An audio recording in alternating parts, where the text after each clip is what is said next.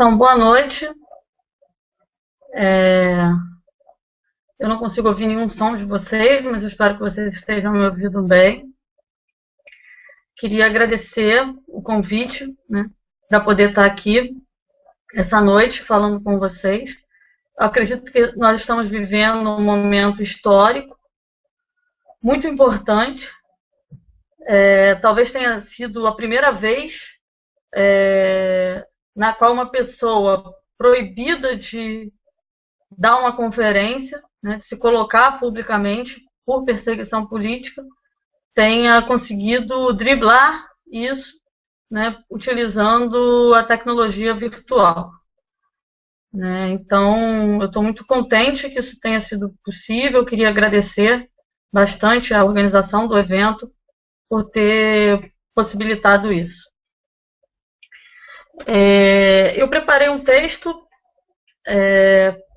falando um pouco sobre a conjuntura de 2013 e também as perseguições que se seguiram, né, a reação ao que foi 2013, e um pouco também das perspectivas do anarquismo hoje.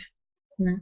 Eu vou passar a leitura desse texto, não é muito longo, até porque eu acho que o mais interessante vai ser a gente conseguir, em seguida, fazer um debate, né, eu também escutar um pouco de vocês e responder.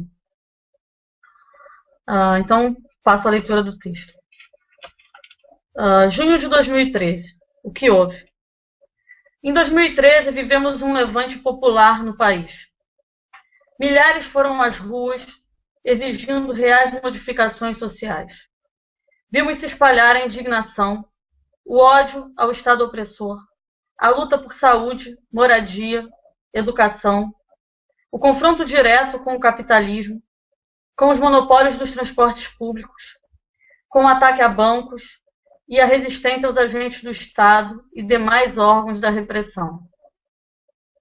Esse foi também o ano do surgimento da chamada tática Black Bloc no país. Já anteriormente famosa em vários lugares do mundo, a tática que surge aqui, em meio aos protestos de junho, possibilitou que os corpos, diariamente jogados uns contra os outros pela máquina do mercado, se encontrassem igualados nas ruas, unidos para responder à violência inerente ao cotidiano das cidades e fundamental para a manutenção dessa sociedade desigual.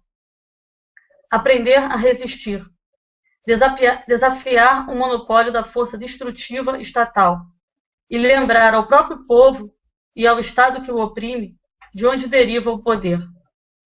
E foram milhares de jovens, ou nem tão jovens assim, usando escudos improvisados, máscaras, usando o que encontravam pela frente para resistir à violência policial. O levante que se deu em junho de 2013 contou com a presença popular maciça, pessoas que jamais haviam ido em manifestações, moradores de rua, negros das periferias das grandes cidades, feministas, gays, lésbicas. Não foi um movimento da classe média branca. Também não foi um movimento composto, em sua maioria, por pessoas alienadas e que nem sabiam pelo que lutavam, como também se pretendeu dizer na mídia. As pessoas sabem muito bem o que as oprime. Nenhum intelectual esclarecido precisa contar isso para elas. O alvo da revolta popular eram os agentes da sua opressão diária: ônibus, agências de banco, palácio dos poderes, veículos da mídia, viaturas policiais. Faz muito tempo que a favela desce quando a polícia mata uma criança, e que o povo queima ônibus e trens quando o transporte, já precarizado no geral, quebra justamente na hora da volta para casa. Ninguém precisa ensinar a revolta para ninguém. Mas o que encontrou-se desta vez foi a visibilidade do asfalto. Não era possível dizer que aquilo estava sendo orquestrado por traficantes. Não era possível negar a dimensão política da revolta.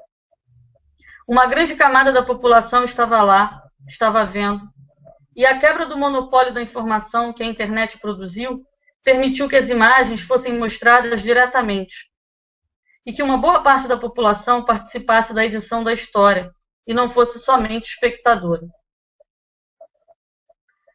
A comunicação foi estabelecida em rede, se espalhando assim exponencialmente. As mídias digitais e as redes sociais serviram também para desmentir a constante desinformação da imprensa burguesa. Não podemos deixar de notar a importância do desenvolvimento das tecnologias, ainda não totalmente controladas pelo Estado, que permitiu a criação de territórios livres, de zonas virtuais autônomas. E essas brechas abertas permitiram a passagem da insatisfação popular generalizada pelo país. Mas a violência diária já estava instaurada desde muito antes. As corporações capitalistas e os organismos financeiros, bem como o Estado que representa essas corporações e serve para manter o povo quieto, impõem uma situação de guerra permanente. Recentemente, com os projetos de cidades requeridos pelos mega-eventos, essa ofensiva ficou ainda mais evidente. Remoções, desalojos, fechamento de escolas, projetos de pacificação nas favelas, chacinas, democratização de um pouco da violência já permanente nas favelas e periferias para os centros urbanos da classe média no asfalto. Mega empreendimentos como Belo Monte, aumento da violência também no campo, avanço sobre terras indígenas, gentrificação em geral. Aumento do custo de vida com incentivo à manutenção do consumo crescente, gerando um endividamento grandioso da população a juros gigantescos. Tribunais de exceção, suspensão do direito à manifestação, suspensão do direito de ir e vir. O Estado não tem nenhum problema com o uso da violência. Pelo contrário, ele se arroga o direito ao seu monopólio. O que dizer de pinheirinhos, das bases militares nas favelas, dos incêndios criminosos, das prisões lotadas? Um episódio fundamental aqui no Rio de Janeiro foi a desocupação da aldeia Maracanã. Naquele dia, após o uso desmedido da violência policial, inclusive contra crianças, as pessoas atacaram com cocos os carros da polícia em frente à Alerj. Mesma Alerj que um mês depois seria tomada pela população com pedras e paus. Nesse contexto, um aumento de passagem serviu como gota d'água, que transbordou a insatisfação popular geral. Parecia que vivíamos até então em um paiol de pólvora e que alguém havia acendido uma fagulha. Outros aspectos precisam ainda ser ressaltados. O que condicionou junho e o que junho permitiu? Sobre o que condicionou junho, muito foi dito sobre a conjuntura imediata do projeto de cidade excludente. Mas uma outra característica fundamental, que é a chamada crise no sistema de representação, está diretamente relacionada com a chegada da esquerda tradicional ao poder. A chegada do PT ao poder mostrou quão pouca diferença faz quem ganha eleições, o quanto a via eleitoral, comprometida com os interesses das grandes corporações que financiam os candidatos, encontra-se comprometida de saída. Para ganhar o jogo, seria preciso estar vinculado aos interesses daqueles que financiam o jogo. Por isso, não adiantaria trocar as peças. Seria preciso acabar com esse jogo. A perda de interesse na via indireta da representatividade se relaciona com a constatação da sua incapacidade de modificar a realidade. A grande desilusão que significou o PT passa a servir como paradigma para a busca de uma ação política que não vá repetir o trajeto desse partido. Isso é, que para chegar ao poder não se transforme, ao menos no essencial, em uma instância daquilo que pretendia combater. Trata-se de uma perda de confiança no sistema representativo, que é própria de um contexto histórico, e uma insatisfação com os meios da esquerda institucional e o burocratismo dos partidos eleitorais. É assim que se abre espaço para as propostas anarquistas e para as ações diretas nas ruas, mesmo que a maior parte da população não pense exatamente nesses termos.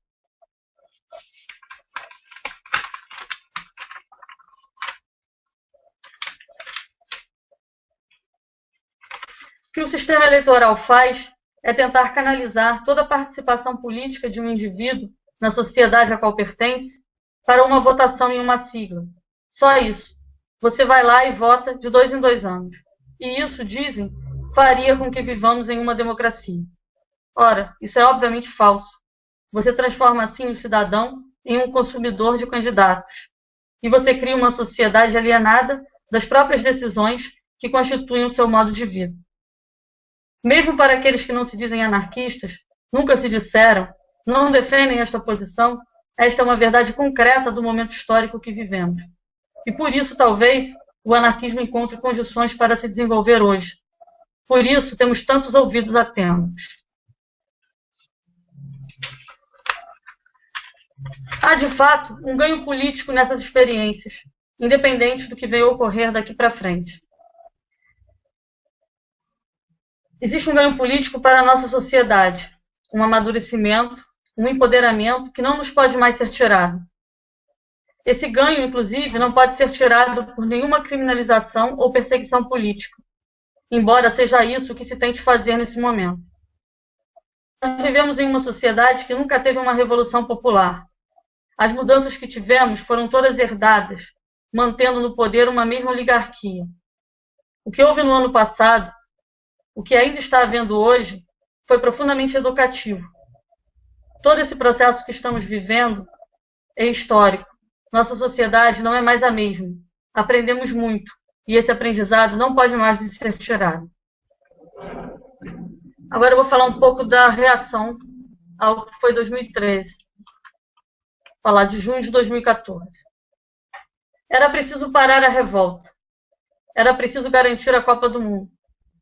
Mais do que isso, era preciso garantir as eleições. Fazer com que as pessoas, antes de 2013, tão pacatas, simplesmente consumindo e votando de 2 em 2 anos, e que agora estavam nas ruas, diariamente, exigindo real participação política, servissem de exemplo.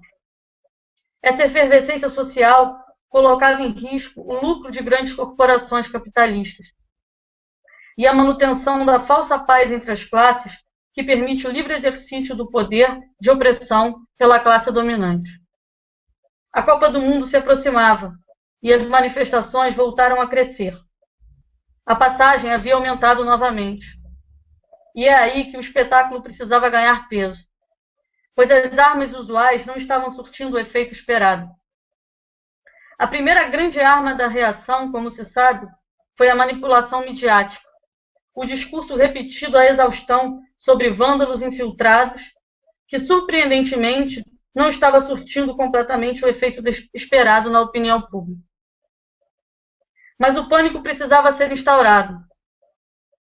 Era preciso, então, alguém morrer. Alguém sempre tem que morrer, embora muitos sempre morram de fato. Não estou dizendo que o Estado matou o jornalista, embora certamente a culpa da violência em máximo grau seja do Estado, dos seus séculos de opressão, e não daqueles que em algum momento resistiram a esta violência. Mas estou dizendo que foi preciso matá-lo muitas vezes, criar uma comoção nacional, transformar a sua morte em um fato político que amedrontasse a população com o exercício do seu próprio poder. Transformar um acidente terrível, pelo qual a própria empresa para a qual ele trabalhava teve sua responsabilidade, já que o enviou para uma área sabidamente de conflito, sem material de proteção adequado, em um homicídio planejado com a intenção de matar. E muitos foram aqueles e aquelas que morreram no contexto das manifestações. Pessoas que levaram tiros de bala de verdade sem que isso fosse noticiado. Uma professora que morreu intoxicada com gás lacrimogêneo. Jornalistas que ficaram cegos. Trabalhadores que foram atropelados fugindo da repressão policial. E muito mais ainda são aqueles e aquelas que morreram pelos motivos que levaram às manifestações.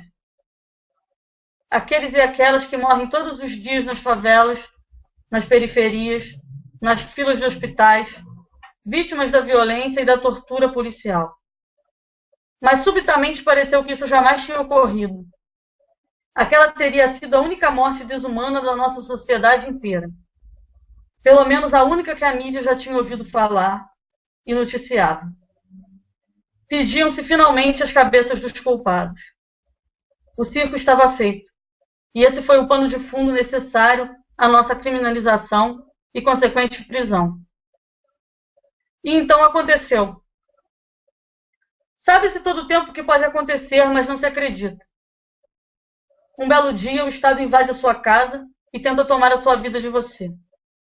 No meu caso, eram 6 horas da manhã, pois o Estado, quando vem, gosta de chegar cedo, para pegar todo mundo desprevenido.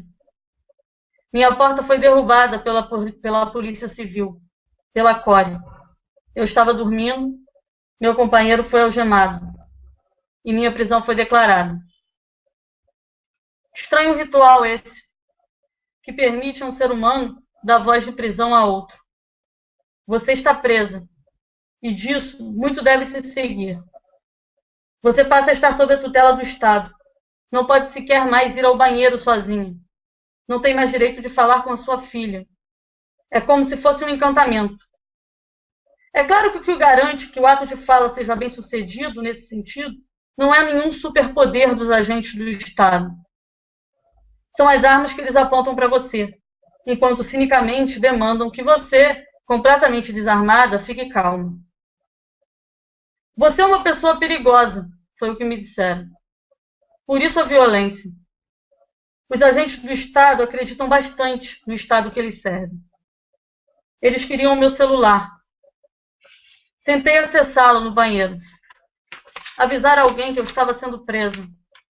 Mas a policial entrou no banheiro e arrancou o celular de mim. Para ela, a tentativa era uma confirmação. Está vendo como você é perigosa? Meus gatos fugiram. Eles podiam fugir. E muita inveja eu senti deles nessa hora. Mas eu ainda não sabia que eles iam tentar tirar tudo de mim. Eu vi sim o mandado de prisão temporária, mas não entendia o que isso podia significar, dado que não havia nada contra mim.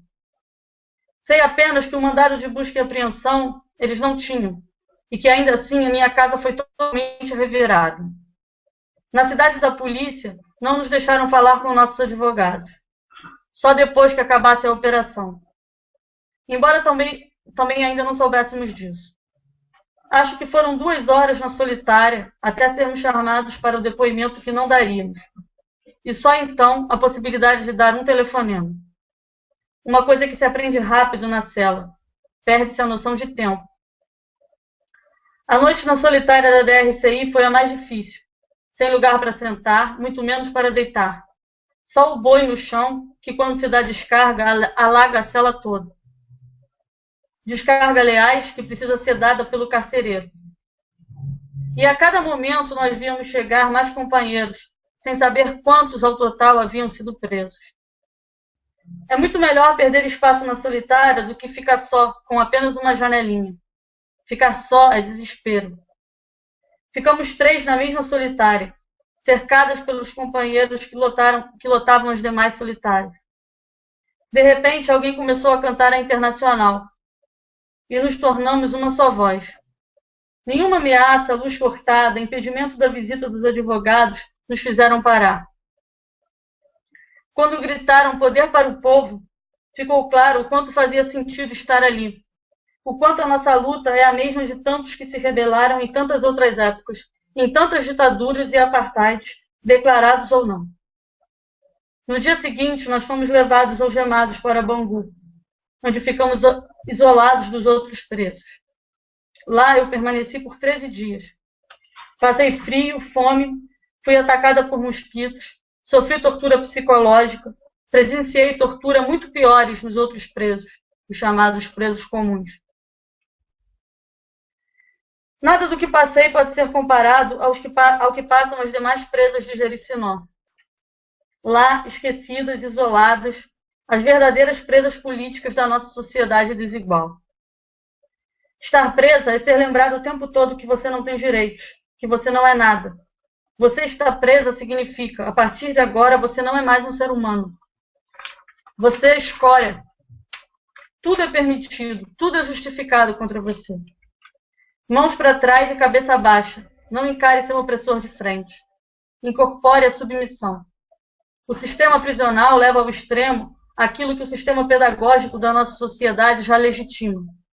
Uma pedagogia do castigo e da culpa, da punição e da dor, da exclusão, da segregação, da humilhação.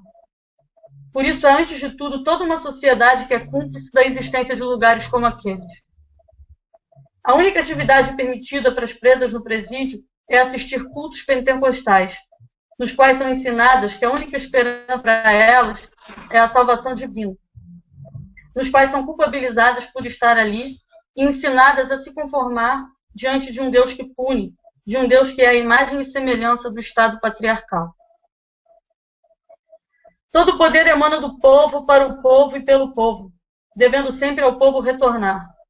Se o Estado se volta contra seu povo, esse povo tem o direito inalienável de destituir esse Estado.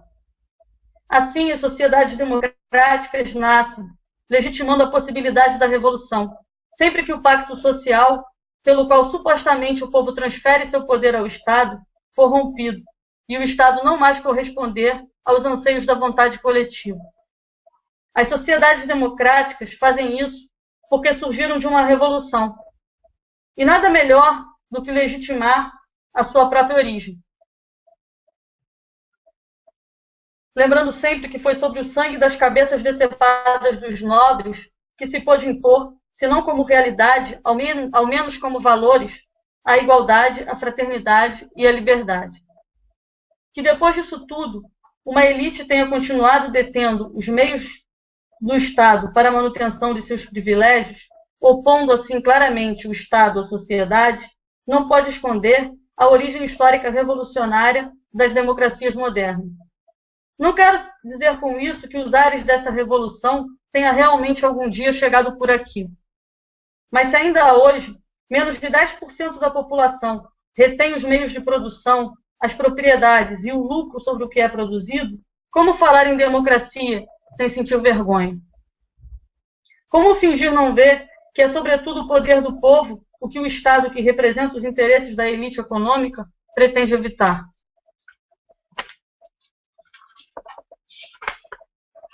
A condenação de Rafael Braga foi mais um capítulo da reação ao que significou junho de 2013. Um capítulo com uma mensagem clara: poder para o povo não haverá. Não há dúvida de que jamais houve democracia real no Brasil, de que a maior parte da população, negra e pobre, vive sob a opressão da violência do Estado, da intervenção militar, dos grupos de extermínio, da milícia armada, da arbitrariedade da instituição absolutista que é a polícia, uma instituição que se autolegisla, julga e executa sumariamente. No período da ditadura militar, a tortura e a violência policial foram democratizadas com a chamada classe média. Isso deu visibilidade à violência do Estado. Mas quando a supressão de direitos volta a ficar restrita às camadas excluídas, finge-se que ela não existe. Hoje, quando a violência do Estado atinge as elites ou a chamada classe média, quando eu sou presa, uma professora universitária, chama-se a isso estado de exceção. Para falarmos em estado de exceção, seria necessário dizer que vivemos, no geral, em uma democracia. Mas esse não é o caso. Esse não é nem jamais foi a exceção nas favelas. Nós não lutamos contra a suposta exceção. Nós pretendemos combater a regra, isto é, esse sistema falsamente democrático. O Estado mostra sua cara e se volta mesmo contra as camadas incluídas da população sempre que essas apoiam a luta dos excluídos, lutam ao lado destes e denunciam a violência contra eles. O Estado sempre estará pronto para punir exemplarmente quando este for o caso. Mas o importante é que permaneça um silêncio conivente da maior parte da sociedade ao terrorismo imposto pelos agentes estatais e do poder econômico, que esses representam as camadas excluídas. É extremamente sintomático dessa situação e expressivo da sociedade que vivemos que, quando o povo foi às ruas exigindo poder para o povo, quem tenha permanecido primeiro preso e condenado seja um rapaz negro, pobre e morador de rua. É a resposta punitiva que o Estado quer dar, ressaltando que aconteça o que acontecer, o Estado e o poder permanecerão nas mãos das elites, e não do povo. Nós estamos sendo criminalizados por defender o poder do povo. Sim, nós fomos perseguidos, presos, estamos impedidos de nos manifestar, de dar palestras públicas, e talvez sejamos condenados. Essa é a exceção. Toda sorte de arbitrariedade e manipulação foi usada contra nós para que isso fosse possível. Mas existem muitos a quem a voz é permanentemente negada, de muitos modos. Que quem permaneça encarcerado seja hoje um morador de rua é a regra, quando o que se pretende evitar, antes de tudo, é o poder do povo. Nós lutamos pela igualdade em princípio, sabendo da desigualdade que há de fato na nossa sociedade. Para que nossa luta não signifique tão somente nossa criminalização e nosso próprio silenciamento e banimento, é preciso que ela seja também a luta de uma sociedade em geral. Por fim, devo dizer que o Estado tentou tirar tudo de nós, mas que é quando se tenta tirar tudo de alguém que se fica diante do que não nos pode ser tirado ou destruído. Isso é o que sobrevive à própria morte. Situações limites nos mostram o que é indestrutível, isto é, algo que nos ultrapassa e pelo qual vale a pena morrer, pois alça a nossa existência mortal ao valor semântico da imortalidade. A busca por algo assim é o que permite dar sentido à existência. Em toda a tradição ocidental, desde Platão, procura-se situar este modo de compreender a condição humana, enquanto ser mortal, finito, na separação entre teoria e prática, colocando-se um modo próprio de alcançar o valor semântico aludido em algo com caráter teórico. A teoria aproxima o ser humano de Deus, ou melhor, seria o divino no humano. Isso retira muito da dimensão ontológica da política para o ser humano. Ora, quando se coloca o modo humano de se eternizar como estritamente teórico, se exila o ser humano, este ser no qual toda a prática é política, já que ele age socialmente, justamente do aspecto político da sua ação. Assim, exila-se o ser humano de algo muito fundamental para ele, o fato de que sua prática é sempre já teórica. A separação da teoria e da prática desempenha um exílio na condição humana. Mas ela é fundamental quando se quer exilar tantos do direito à participação política. Esse exílio é fundamental para legitimar esse sistema falsamente democrático, no qual vivemos, e em que alguns são colocados como vanguarda intelectual, representante passível de ter poder de decisão e compreender a realidade, e outros são tomados como uma turba não pensante, devendo, no máximo, eleger alguém para pensar por si. Não é por acaso que a nossa perseguição política requenta a separação entre teoria e prática, buscando entre nós lideranças, colocando no inquérito alguns como mentores intelectuais e outros como aqueles que meramente agem nas manifestações. Isso é fundamental para que o movimento atual, com o qual o Estado não sabe lidar, justamente porque não corresponde aos padrões hierárquicos tradicionais, se torne palatável e controlável no padrão estrutural da nossa sociedade. A personificação espetacular enfraquece uma das características mais fortes desse movimento e permite requentar o exílio à participação política no próprio meio-mensagem que mais fortemente o coloca em questão. Queria falar um pouquinho, para terminar, sobre o anarquismo hoje. Vou deixar essa discussão também para as perguntas, para o debate, então não vou me aprofundar muito nesse ponto, mas eu escrevi algumas palavras que eu gostaria de introduzir a questão. Diante de tudo isso, é natural que ressurja a questão: o que fazer? Um dos aspectos mais nefastos da fase do capitalismo que vivemos hoje é a sua capacidade de transformar tudo em um objeto de consumo, tornando-se aparentemente indestrutível. Toda resistência ao sistema é facilmente transformada em uma mercadoria. As próprias resistências são reassimiladas e vendidas. Trata-se de um sistema com fronteiras fluídicas, identidades fluídicas. O absoluto no sistema capitalista de mercado é o relativo, e o relativo é o que pode ser vendido. Aparentemente, tudo pode ser vendido, tudo pode ser transformado em mercadoria. Se é assim, como pensar uma revolução nesse contexto? De fato, parece que o inimigo pode tornar-se invisível, e por isso, inatingível. Não há um grande inimigo. O sistema encontra-se diluído em suas partes, mas isso não o torna menos concreto. Muito pelo contrário. é preciso combatê-lo também. E, antes de tudo, portanto, é preciso combatê-lo em suas microesferas, nas resistências pontuais, nas nossas práticas e vivências diárias. O anarquismo se opõe a todas as formas de opressão, dos quais o Estado é um dos responsáveis pela manutenção. Mas não podemos crer que se trate apenas do Estado. É preciso ressaltar também as demais instituições, a Igreja, o patriarcado, as grandes corporações, a mídia, o sistema carcerário. As opressões seguem uma mesma estrutura, uma mesma lógica, que não por acaso é a do Estado patriarcal.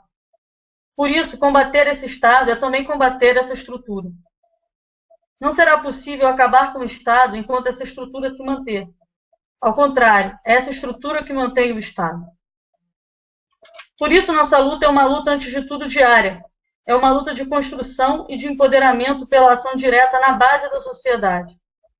Muito se tem falado em ação direta nos últimos tempos. Mas, ao contrário do que afirma a grande mídia manipuladora, ação direta não é sinônimo de ação violenta em protesto. Ação direta é quando o povo, por suas próprias mãos, age politicamente. É participação política real nos seus locais de trabalho e moradia, é educação popular nas favelas, é a construção de territórios autônomos, é uma ocupação sem teto, é quando o povo se organiza diretamente e constrói aquilo que almeja, e luta diretamente por seus interesses. O anarquismo promove a adoção de decisões diretas e horizontais, ao invés da delegação de autoridades em toda a vida social de um indivíduo. Para o marxismo, embora exista toda uma série de problemas sociais que não são reduzidos à estrutura econômica capitalista, seria sempre a luta de classes que estaria por trás de todas as demais desigualdades. Sendo assim, com a Revolução, as demais opressões terminariam por desaparecer. Nesse sentido, a intervenção política por excelência é aquela que toma o poder e reapropria-se da produção por meio da tomada do Estado. Nesse sentido, é o fim que importa. A história seria teleológica e dialética. O Estado seria tomado para ser extinto finalmente em um estado superior do desenvolvimento do comunismo. A perspectiva defendida por Bakunin, por outro lado, é a de que haveria uma dialética sem síntese. Os meios seriam já os fins, e seria preciso construir hoje a descentralização da sociedade que queremos. Não haveria nenhuma garantia, em todo caso, de que ela seria alcançada. A verdadeira mudança política viria não apenas de baixo para cima, mas de vários pontos, jamais do alto ou do centro. Bom, basicamente isso que eu tinha preparado para iniciar nosso debate. Queria mais uma vez agradecer a vocês pela paciência. E agora eu espero as perguntas. É isso, obrigada.